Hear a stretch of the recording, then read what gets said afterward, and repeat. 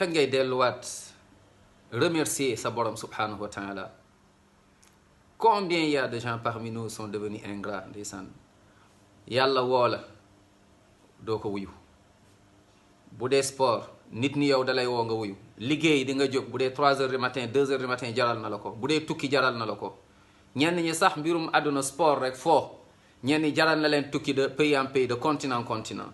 mais yàlla woo la premier rendez-vous rabbul ardi was samawat fajar nga bañ ne doo jóg tëdd sa lal noo damaa gëmmentu noo damaa sonn.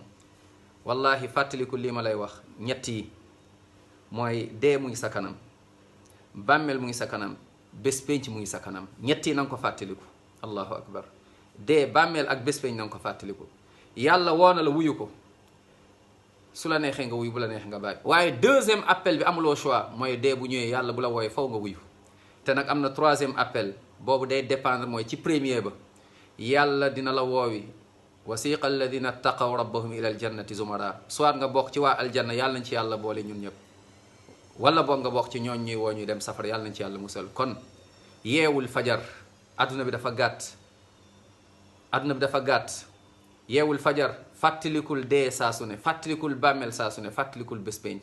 jógal nga julli jàpp julli macha allah def say azkar yàlla kontaan ci yow nga texe adduna texe bés penc. allahumma amin ya rabbi.